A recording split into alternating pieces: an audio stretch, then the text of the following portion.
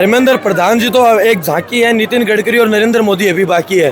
जंतर मंतर की सड़कों पर सैलाब हुजूम नौजवानों का लगातार बढ़ता जा रहा है। हमारे साथ राजस्थान से नौजवान साथी हैं, NSUI से ताल्लुक रखते हैं।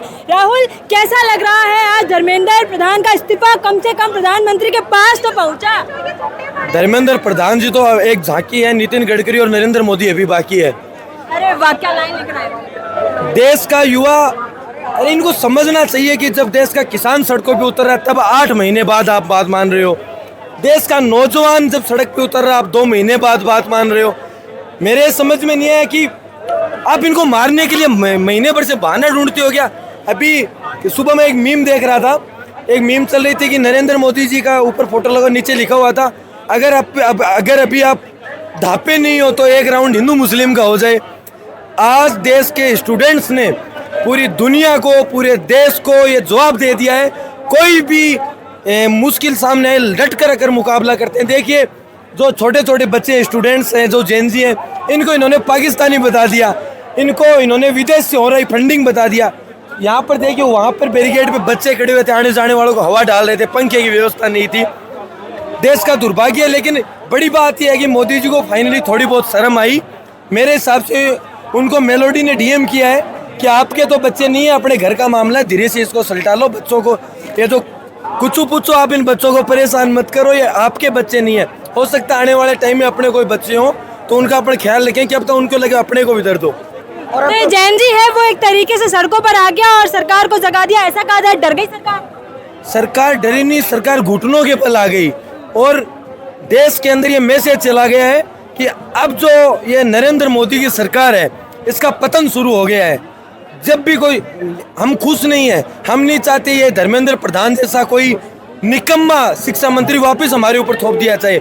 हम चाहते हैं कि जो भी शिक्षा मंत्री बने समझदार बने। तो ये चल रही राघव चड्ढा को शिक्षा मंत्री बनाएंगे। राघव चड्ढा तो उसके तो दिमाग में मानसिक बीमारी है। पूरे मंत्रिमंडल को बर्खास्त करो, उनके तो मानसिक बीमारी है। और जो वो समोसा चाय, कल उसका भी एक मीम आ रहा था, वो चाय और समोसा लेके प्रधानमंत्री के आगे पीछे घूम रहा था। राघव चड्ढा जैसे लोग, धर्मेंद्र प्रधान जैसे लोग, नितिन गडकरी जैसे ऐसे लोग हमें नहीं चाहिए। हमें देश के अंदर पढ़े लिखे शिक्षित जो इस जनरेशन की भाषा समझे। हमें पुराने वाले लोगों से कोई लेना देना नहीं है, जो आज की जनरेशन की भाषा समझे। ये जैन जी क्या क्या बदलाव लेकर आएगा?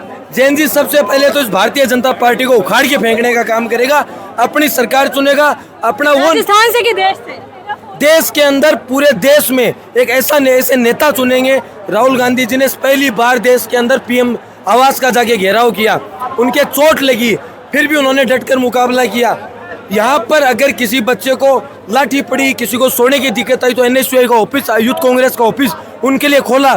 लोगों को मंदिरों के अंदर नहीं घुसने दिया। कौन से हिंदू मुस्लिम की बात करो, सबसे ज्यादा यहाँ पर पिटे ही हिंदू हैं। बिल्कुल, देखिए आपने सुना है कि जैन जी जो है अब बदलाव लाने के लिए एकदम तैयार है। और आप देख पा रहे होंगे आज जंतर मंतर की जो सड़कें हैं वो ये बयां कर रही हैं कि जैन जी अब बदलने के लिए अपना पूरा मूड है कर चुका है, अलर्ट मोड में है, एक्टिव मोड में है। आप देख पा रहे होंगे जितना एक्टिव आया है उससे दुगनी एक्टिव यहाँ के प्रशासन, यहाँ के वर्दी वाले लोग। प्रशासन पे तो सरकार का दबाव है।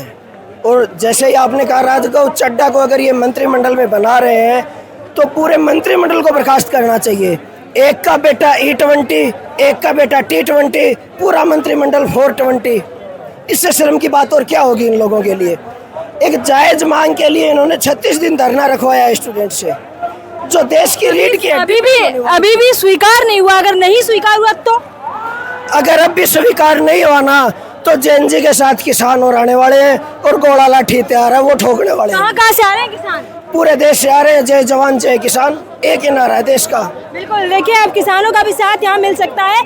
जैन जी के साथ साथ किसान भी पार्लियामेंट की सड़कों पर अब दिख सकते हैं, लेकिन धर्मेंद्र प्रधान का इस्तीफा जो है वो लेकर रहेंगे।